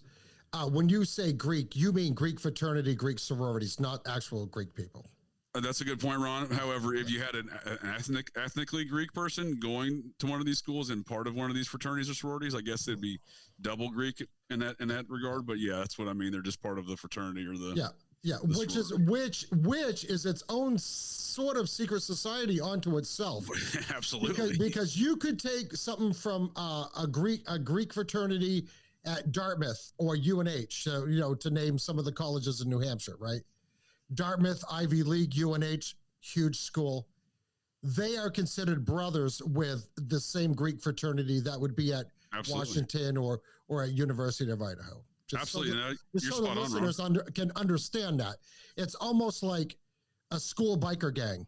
If you got a Hell's Angel from New Hampshire and a Hell's Angel from California, they're brothers, even if they don't know each other. That's a great way to put it, because they even wear like a jacket or something to identify themselves. The OTO would be the same way. The same thing, Ron. There you go. Another good example. The point you're making right now, Ron, that's what I was trying to drive home before with this large scale liability insurance policy and the kids' behavior relative to that. It is because it is all one big national organization, and they've literally consolidated their liability into one insurance situation. That's from all the kids getting killed from the hazing incidents. Well, and whatever else they're doing. Yeah, I mean, that's definitely part of it. Yeah. Who knows, God knows what else they're doing on this in those places. But another question I had, and I'm not. This is with all due respect. Did any of these girls happen to have a Snapchat Premium or an OnlyFans? So there does seem to be evidence supporting that some of these girls had OnlyFans. However, I'll take it one step past that and tell you that upon initially looking at this case around Thanksgiving timeframe, I mean, I heard about it. I initially heard the early media reports. I think I saw something on my Google News feed saying shooting. And I'm like, well, that's unfortunate, But then I didn't think about it or hear about it for like a couple more weeks. I have some friends that live in that region, and one of my friends, was telling me some details, and I was telling her, well, that doesn't sound right. So, and I looked into some more of the details. It's just the response from law enforcement. Again, primarily within 3 days calling it an isolated targeted attack. However, 2 weeks later, not having any suspects or any ideas in these press conferences, right? So that's a huge red flag, and it was a red flag across the entire community up there. So I started looking into the details of the circumstances. Yeah, and so the whole. It was around the Thanksgiving timeframe, so you could see some of the shifting around that timeframe as well, with just how the narrative was going on. Okay, so my question is why I asked that is that if any of these girls, and they were pretty girls, let's call it what it was, right? If any of these girls did have a Snapchat Premium that they were selling pics on, and OnlyFans, they would have been making a fuck ton of money. Those girls, right? And if they had subscribers and members, that opens up a whole new pool of suspects. Exactly. Right. No, it's a good point. So around Thanksgiving timeframe, when I say there was a shift in the narrative, there was a shift in all these, especially the surviving victims and some of the other their social network of friends. There was a shift in their social media accounts. Everyone was turning them to private. So, but I got some quick looks during that thing. It seems like the students went on for Thanksgiving break, or they are on Thanksgiving break because classes had already been canceled until Thanksgiving break. Following the murder, which was the following week. Yeah, exactly. So they were already at home, and while they were at home, it seems that they were shutting down all their public profiles. So I was able to get some look at what's going on. The thing I found the most curious, it does seem there was some OnlyFans activities that later got deleted around that time, but it also seems that to be, point of fact, that these girls were traveling around the United States during the school year, right, without. In instances without their boyfriends, because on their social media pictures and profiles they're posting of this activity, of these travels, right? That's the reason why I know when I say it's during the school year, because you can look at the dates on when the photo was posted and on their Instagram or what have you, and on some of those Instagram posts, some of the boyfriends are saying, "I wish you would travel with me." So these girls are always traveling, seemingly without their boyfriends, because they're always by themselves in these photos. And they're going to like San Diego, Miami, Portland, Hawaii, Los Angeles, Seattle, right? During the school year, Las Vegas, somebody's paying for these trips. why are these girls traveling individually to all these cities again, with their boyfriends publicly posting like sad stories of "I wish you'd travel with me" on these pictures, right? And Like that costs money. That costs a lot of money. And again, where are these girls getting the money from? Why are they traveling to these cities? So it seems to me that somebody was pimping these girls out. Just looking at their own photographs from their own social media accounts. Again, most of this is not, most if not all, is not publicly any longer, but it was at around November timeframe still. I mean, let's even be real. If you just go by the social media post that you see, I don't know, did any of these women work? Because if you look at the way that they dressed and just their hair products. Great point. Just the shit they were using in their hair to do what they were doing and make it look the way it did, they needed a fucking job or some sort of income. They dressed very nice. They wore some. But there's any women listening, they understand what I'm getting at. Go look at those chicks' hair. That had fucking money in it. I can tell you what my wife spends. Yeah, for sure. All right, I have a wife and a 12-year-old girl, and I can tell you a lot of money is spent on hair products. When I get the Old Spice 3-in-1, wash your hair and your nuts with the same stuff. Right. I can't even get in. I have no place to put my shit in the shower between those two and all their stuff in the shower. So you gotta consolidate. You gotta consolidate your time. You gotta save time too, Ron. Put them all in one bottle. Well, I don't have much hair, so it's all good. But anyways, good point though. Good point. Yeah. All right, so let's get into. And I don't know how much time we have left, but one more. We're like another 15 minutes. If I may interject real quick regarding the finances of these victims. I mean, one of the victims who actually, she just came back for that weekend. So for being an isolated targeted attack, Kaylee Gonzalez, one of the victims, she came back just for that weekend, right? So that would be an isolated target attack if that was an important factor in why they were attacked that weekend, right? Because she was only there at that weekend. She was already leaving. It was her senior year. She was graduating in December, and she was already going on to her internship in Texas. Now, all three of the three females that all were victims of murder in that house that night on November 13th, or that morning, they already all quit their sororities, right? All of them. So I honestly think that's an important factor, especially if you consider the larger totality of what these sororities and fraternities might be involved in. Now, Ethan Chapin, the male victim, he was still part of his sorority. I'm sorry, his fraternity. The two surviving victims, they were still active members of the sorority. How does that work when you leave a sorority or a fraternity? I think it probably works out like leaving MS-13, if you ask me. Isn't that a lifetime thing? I mean, I know we're splitting hairs here. No, it's a good point. I think it's a lot. I think it's no different than trying to leave MS-13, if you ask me. Because it's now you have secrets. No, was it that like exactly they weren't done with school? They just left that sorority and still was in school, or so one of them was graduating in December. The other two were still in school allegedly, right? I would actually claim they may have been leaving school as well, because there's a Facebook group posts of one of them trying to sell their bedroom furnitures, and that was like 7 weeks prior to the murder. So it seems to me. So as the story goes, Madison Mogan, one of the victims, she was living in that house last year. She was Kaylee Gonzalez's best friend, so they were both seniors, right? She wasn't graduating in December, so she lived in the house the previous year, her junior year, and in June she got all new roommates, including her best friend, Kaylee Gonzalez, who was one of the victims. And then Kaylee was from a different sorority, and then two of her sorority sisters, Madison Mogan's sorority sisters, and those were the other two victims, right? Or I'm sorry, the other female victim was her sorority sister. And the other two surviving roommates were also their sorority sisters, but they were sophomores. So, and why they're living in that house anyway, because most of the time sophomores are supposed to live in their sorority. So why they're living in that house anyway is a different story altogether, probably. But right, yeah, because there's some protocols there as far as that goes, off-campus housing. Exactly. Yeah. Nonetheless, there was a sixth girl roommate that was supposed to live there, and she left shortly after they moved in June of last year. She was part of the sorority. She quit and left school, right? So I think there may have been stuff that she didn't agree with, and maybe these other girls didn't agree with, right? Maybe they didn't know the full details. Maybe this was a drug distribution house again with a larger organized network, and they didn't realize what they were really signing up for. The kind of the impetus of their actions. They thought it was something. Again, if it's within their own organizations and they think it's something that's being sold to them as accepted, they may not know the back end of that contract they're signing. You know what I mean? Yeah, and somebody that has knowledge of several different types of organizations, if you're a member, you don't ever leave. Not unless you're like what they used to do in the military when you were drummed out of the military, or if you're kicked out of a biker gang, that's never a pretty thing.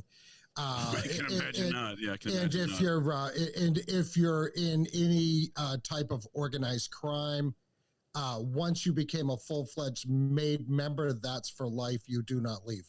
That is punishable by death. Yeah, now, I am not saying that is what's going on here, but in the time we have left, I would, and I know we're going to have to get together and talk deeper about this because, I mean, we're gone almost 2 hours and we're just scratching the surface, right? Just the interesting points on it. But in the time left, I would like to get into a little bit of the rumors of how the murder house was a drug den, how this is a drug-infested area, and I don't know a lot about it, but I did hear a little bit about the mom and stepmom of 2 of the female victims being up on extensive drug charges leading up to years prior to this, during, and actually missed a court date a week after this happened for either some type of arraignment or a sentencing or something like that on drug and drug paraphernalia charges. So somebody in the chat already brought that up. Info on that? What's that, NY? Somebody in the chat already brought that out. That Xana's mom or something. Yeah, something with drug charges. Nick spot on. It was the victim Xana Cornetto's mom. She was actually on. She actually was skipping out on 2 arraignment hearings at the time of the murders. One just prior to it, and then one back in August. The one in August out of Nez Perce County, Washington, which is just to the northwest of Moscow, Idaho, north of Pullman, which is Whitman County, which sits immediately to the west. But she skipped charges on an arraignment hearing out of Nez Perce for methamphetamine trafficking and heroin possession. And that was in August of 2022. So yeah, there's the victims' families, not all of them, not the Gonzalez, but the other ones, they all have drugs surrounding their families, their parents and whatnot. Right. But they were under arrest though. And if they were part of a bigger organization, what is always the fear of the higher ups? Well, somebody's going to talk, so maybe we should send a little message. There you go. To maybe get them to think less about cooperating. Yeah, well, that's. I know it's a far fringe theory. I mean, is it? But it makes sense. Makes sense. Is it because you have a history of these sororities and fraternities on both these campuses setting record high levels of drug trafficking within their organizations in recent years? You have the parents of victims clearly surrounded by, not all of them, but again, a couple of the victims' parents clearly with the drug problems, again, drug trafficking problems, right? Xana Cornetto's mom was not under arrest and skipping out on arraignments and going on the lam. She had warrants out for arrest. She had warrants out for arrest and she's on interviews, Skyping into News Nation. Mm-hmm. I mean, it's preposterous. One was doing an interview because I think she lived in her car and she had her guitar in the backseat. Yeah. That's the exact interview. So she's got warrants out for arrest in that interview, right? She's actively dodging law enforcement by giving this interview to News Nation. And one of those charges she's dodging is methamphetamine trafficking. So you bring up a good point, Ron. She's obviously involved in a higher organization effort of drug activity in that region. And it could be an issue of you did us wrong. You're gonna take care of your kid. And then maybe the other victims are just victims of circumstances of being present at that home. And maybe that home has some loose connections or somewhat more stronger connections to this larger drugs trafficking network. Because again, students, parents of students, cab drivers, local townies, they've all reported that's a long-term known drug distribution home. And again, these girls moved in June of last year, except for Madison Mogan, who moved in June the previous year. However, the reports are this is 10, 20-year long-term drug distribution point. Everyone goes and buys drugs. And if you look at the actual police reports and see where the drug activity is in the Moscow PD police reports, it's littered all around in a very close circle to that home, because obviously the police are busting some people that come out of that area with drugs, but not busting others, because they're not shutting down the drug activity. They're just citing some people for drug possession. Yeah, they got to make the money, right? They know they know where the drug house is. They got to make the money. They got to put in. Let that money keep flowing. Which also goes back to, are the local PD, not saying they are, I'm not accusing anybody of anything, but is the local PD on the take? Is the local PD getting paid off? Is this why the investigation took so long? Is this why there was a however many 4 or 5 hour period between the murders allegedly happened and the time that they were reported, right? So do we know that? Do we know that if there's a 3-letter organization that's involved, like the DEA, for example? I know that in my state, there's an ongoing thing where the DEA was actually involved in the losing of 80,000 doses of fentanyl or something, like crazy stuff like that. We all know that is a very high probability. We don't want to believe that, because we want to believe that our law enforcement is there to enforce the law and to stop the drug trafficking. However, take the silver or take the lead. In a lot of cases, you got cops don't get paid that much money. Civil servants don't get paid that much money. They know that the drug trafficking is going to happen, whether they fight it or not. They can fight it all day long, but it's going to continue. So maybe they just go in and say, you know what, we'll take a little bit of money. We won't bust that house. We'll let them do their thing, but we'll pinch a guy here, pinch a girl there, just to make it look like we're doing our job. I mean, you make some reasonable points. I mean, to your point, though, I mean, it's not. I don't think it's irrational to think that law enforcement is capable of being corrupted. I mean, just look at the FBI. I mean, well, I mean, we know for a fact in the big cities that's how it works. So I would say, people say that all the time. I would say, I live in a small town area. I mean, I would say small, and I'm very familiar with small town politics and law enforcement. I would say small town politics and law enforcement are no different. Things operate on small scales and different. They operate on big scales. It's the same activity. We're just speaking volume at this point. Yeah. Yep. So, but yeah, so it's funny you say about all this drug task force, the DEA, et cetera. I got some feedback for you on that, Ron. So there is a local drug task force set up between the states of Idaho and Washington. It's operated by a board of trustees. The board of trustees are the people conducting this investigation. It's the county prosecutors. It's the chief of police, right? The same people that are incriminating Kohberger, right now, and under, the most dubious evidence and possible. And we didn't even really get into the full scale yet. If we still do, it's fine. We don't, the full scale, full-blown preposterous nature of this evidence, of the DNA evidence on this alleged knife sheath, right? We haven't even really touched on that, but so they're just, but what we have touched on, the case of even getting to Kohberger, or the case of tracking Kohberger, it's all silliness, right? There's just so many gaping holes in their whole little, they've tailored certain details to put it on Kohberger, but you even point to the dates in their public actions to see what those dates were when they made that pivot, right? So again, their whole case is pretty preposterous, and again, the rest of the details that they've produced make it even more preposterous, right? But to your point on this drug activity, again, the people that run the local drug task force are the people conducting this investigation. So there is a drug aspect to it. There is a drug trafficking situation. It's the same people involved that would have a greater and more concerted effort in which to, make that other stuff go away, right? And put this murder on whoever. And Kohberger was actually up for an internship within one of these departments as part of his doctoral program. Right, so he was going to school for that. Right. So to further answer the question of whether or not how they got to Kohberger, they may have just did this. They may have just looked down the hall and said, the intern's got a wide launcher. Let's put it on the intern. Okay. So here's another idea that I have. So a lot of things are leading to that Kohberger may not be the actual assailant on these murders, right? Well, I mean, he may be the actual assailant, but they've produced no evidence to substantiate that claim. I mean, no evidence. So, his DNA knife sheath stuff is just nobody. Again, they don't even agree on it in their own documents, right? So when they try to go for a search warrant of his apartment, the Whitman County prosecutor says, "Pay no attention to the DNA evidence on this knife sheath," issuing us the search warrant, right? Yeah.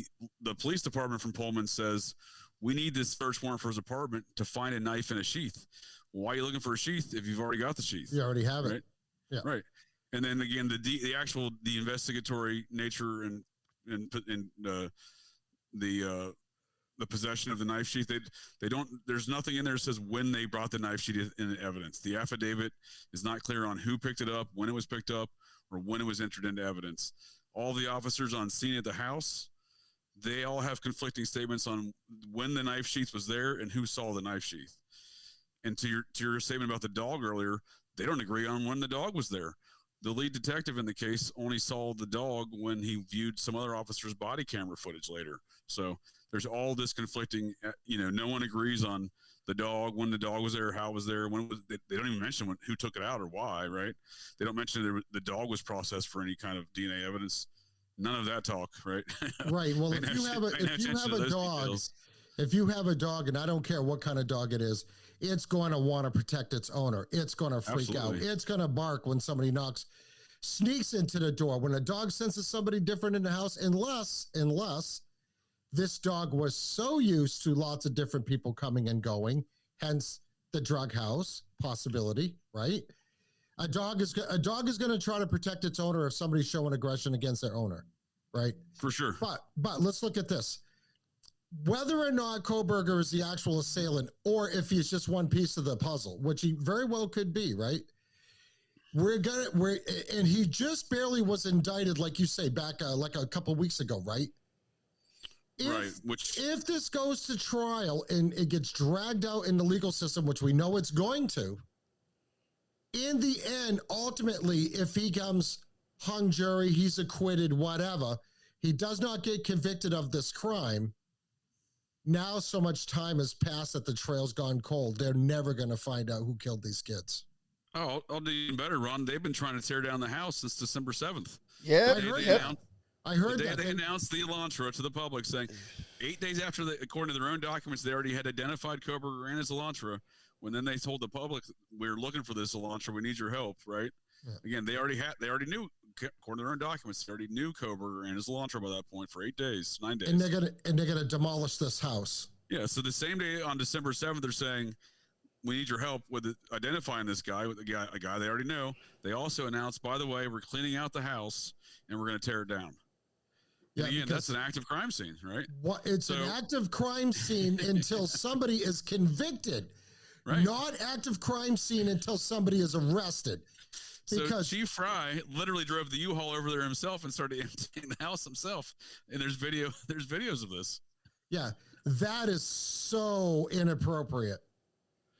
This is an active crime scene until somebody is convicted. But what else do we see that they destroy before anybody looks into it? There's a particular school up in Connecticut that they demolished. I was about to say JFK's limousine, that was destroyed and demolished by Monday. We could give you multiple examples, right? Yeah.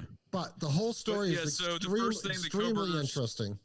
Oh, absolutely. Yeah, so to the point of the destruction of the home, the Kohberger's defense counsel's first action was to put in a motion to stop the destruction of this home. Mm-hmm. So he doesn't have legitimate defense. Where does that stand right now? Is that being held up? Well, they've tried to destroy it numerous times since then, but yeah, right now it's still in existence. Yeah. One thing I do want to bring up, and then we'll wrap it up here. Just I think another just a very weird situation where, to me, it doesn't make any sense. Is like even the whole situation with the person upstairs in the house.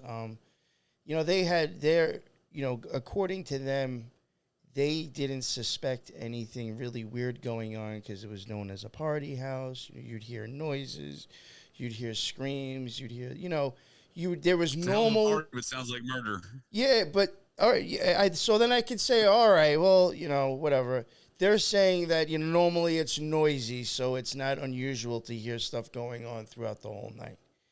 But then you admit to opening your door 3 times and looking down the hallway.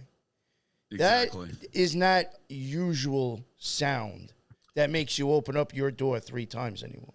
That is unusual sound that made you check your hallway 2 or 3 times. And you'd go, look, what is going on? Absolutely.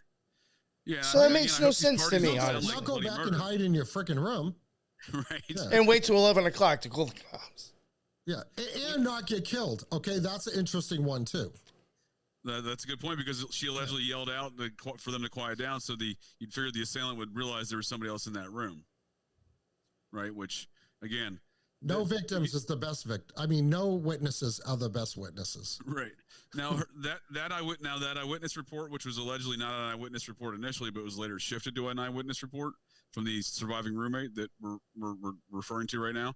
If you were to plot that out into the actual physical house, if you were to put that, look at the actual layout of that home, if Kohberger is coming down those stairs and making eye contact with this person, the door sits kind of just right at the edge of the stairs, so she's looking out the crack of the door, seeing Kohberger. He's making a U-turn through the kitchen and out that back sliding glass door. None of it makes any sense because if she's looking out of the crack of her door, she's seeing down this other hallway where one of the victims is laying dead in the hallway, allegedly, right? So she's not seeing that, and we're talking a space of like 5 feet. This is a very tightly confined space. This is not a huge house. Small place. There's a living room in that second floor, but this is an entryway to the stairs and into the kitchen and then into the laundry room and then this hallway. They all kind of meet at this one little point, and that girl's looking out the crack of her door, allegedly, right? Is the lone survivor been cleared of any possibility of being a suspect? They were cleared 3 days after the crime of being a suspect. Again, it's the ambivalent nature of the entire investigation. It's all very contradictory because, again, it makes no sense because, again, they changed. There was neither of the surviving roommates were eyewitnesses. And then again, one of them was an eyewitness. And according to Kohberger's defense counsel, the second surviving roommate has exculpatory evidence, right? Those are the motions she's filed, right, to subpoena that person. And again, she's been subpoenaed. But then again, the state of Idaho pulled this whole grand jury indictment because they didn't want the subpoena being public. They didn't want the arraignment hearing being public. So again, they're trying to keep this under wraps still, in my opinion. These are the actions they filed motions to stop, these activities. They lost the motions. And then as a response of losing, they said, all right, we're going to have a grand jury indictment. And why are you doing an indictment 5 months after you arrested this man? Right. And again, it's quite a stretch. The DNA evidence, back to the knife sheath real quick, just the story on how they got it. I'm not even going to, we can address it maybe some other time as far as the questionable forensic science activity around this knife sheath and the parties surrounding it and the greater implications surrounding that, even maybe because I think it has some global financial connections involved with some money laundering operations out of that same immediate region, involving the money laundering operation of FTX, who bought a bank. They bought a small rural bank there and have been doing some weird money laundering activity where the DOJ has already seized the bank and seized $60 million. So a lot of strange money laundering activity going on in the immediate vicinity of these two rural college towns that have a drug trafficking situation. So Kohberger could be a convenient, and seems like he may very well be a convenient scapegoat and everything, because even the DNA evidence makes no sense. So allegedly, they authorities went on trespass without a search warrant onto Kohberger's parents' property in Pennsylvania, went through the trash can, found some male DNA evidence on something. They don't really identify what. Sent that evidence in, identified it was allegedly ended up being Kohberger's dad's DNA. Then they ran that through some genealogy DNA databases, which again is possible, but the way they're trying to sell it and the way they went about it is not only unlawful without a search warrant, as I said, going onto his parents' property. And you have to have consent. You have to have consent from the family if you're getting DNA or information from a DNA database like 23andMe, Ancestry.com, because they did solve a cold case in New Hampshire that way. Sure, it's possible. Yeah, they had to get permission from the family to do it. For sure. That is a warrantless search and seizure right there. Which right there, that one thing that they did is enough to get this thrown out of court. And again, see, like, this is even another thing. If they had to go and try to get DNA to see if it matched. I mean, again, I know you brought up the father, but still, like, I would just assume that, like, again, like, you still don't have a reason to have chosen Kohberger. Because you didn't have the DNA. It's not like the DNA popped up and said it was him. You're going and trying to get his to see if it matches what you have. And making it fit, yeah. Exactly. Yeah, because they didn't have DNA evidence against Kohberger prior to him being arrested that I know of. No. In fact, there's so many questions surrounding even if there was a sheath at the scene, let alone whether or not it contained any DNA evidence at all, that makes you question again: does the sheath even exist? And you put that in the same thought process of no search warrant to even get this DNA evidence to test against the sheath. It suddenly provides somewhat of a more murkier side picture, but one that's obviously not legitimate, one that's obviously not an actual investigation. Well, that one of them, you've picked Kohberger, and then you decided it's this guy because again, how do you get to Kohberger? You're currently without a search warrant trespassing on his parents' property, but why? Right, and the K bar has never been recovered. If it was a K bar has never been recovered, right? Yeah, very interesting. Like, dude, we could go for hours and hours on this. Yeah, I think we'll just wrap it up here. I think this is a good way to end it. If I can, I appreciate the conversation, fellas. It's good conversation. I enjoyed it. And thanks for having me back, Nick, to have this conversation on the Idaho 4. Because again, it's an international case as far as captivating the minds of folks international, and it defies so many things. Like just one more to bring another comparison to OJ real quick to close this out. They never found the knife in the OJ the murders of Nicole Brown Simpson and Ron Goldman. Right. Knife was never found. Yeah. So we've got 2 cases with no murder weapons. It's bugged out. And drug like the number one piece of evidence you need is a murder weapon. Right. Right. I mean, it's tough to tie. It's tough to tie the your suspect to the case without a murder weapon because you're not building your case of how did it occur, when did it occur, and what manner did it occur. Right. These are all very big question marks if you can't even produce a murder weapon. You can say they got stabbed. You can say they stabbed this way, but without the murder weapon, it's not really as a substantial of an argument. Now there obviously has been homicides, obviously, that have been convicted on such circumstantial evidence and circumstantial argument. Hell, they convicted a guy around here. They didn't even find the victim's body, and they convicted the guy. So that does happen. Yeah. Next time we get together, remind me of that, and I'll tell you a cool story. Something similar to that. JJ, thank you for joining the NY Patriot and the Wicked Planet on this very, very interesting subject. The Idaho 4. Yeah, for sure. We're going to be getting together real soon. And I just want to end here with my thing is like to be continued. For sure. And I'll let NY close it out. Thank you both. Thank you. That was a great talk. We definitely, I think all 3 of us, we need to do like a part 2 to this eventually. Maybe for sure. Yeah. Because I think this will be an ongoing, I think there'll be more shit to just be like, really? I don't think this is it, There's definitely more to this storyline. Yeah, it's certainly going to get interesting. Yeah, this story continues anyways because it's still ongoing. Yes. Yeah. Now, real quick, Ron, somebody's asking in the chat, do you have a YouTube channel or no? I have a YouTube channel, but there's nothing on it. Yeah, we have not gone visual yet. Okay. But if you want to listen to the Wicked Planet, obviously it's just audio, but it's everywhere you can find New York Patriot. I think except for maybe Spreaker. Yeah, you can find the Wicked Planet. Just come and give us a follow. Check out a few episodes. Let us know what you think. Yes, and I found you on Spotify. That's where I downloaded the. Yeah, most of my listeners are on Spotify. It's almost a toss up between Spotify and Apple, and I'm on iHeartRadio, Amazon Music, Audible.com. Nice. Yeah, you can go on Audible and listen to me while you're listening to your audio Bible at the same time. I think I might have put my RSS feed up in that too. Actually, on Audible. Yeah, hit me up and I'll clue you in if you're not. Yeah, I don't think I am, so I'll definitely check that out. Yeah. So their links for both of their stuff, it's already in the bottom. Again, thank you guys. I had a great chat. Awesome. That was just an awesome talk on this weird situation. And thank you for thank you all the people in the chat too. There was a lot of conversation going on and a lot of comments and a lot of people into it. So nice. That is what's up. Thank you very much for jumping in on the live and, putting in some of your comments and some of your facts from the case in there as well. That's what's up. And until the next one, everybody be well.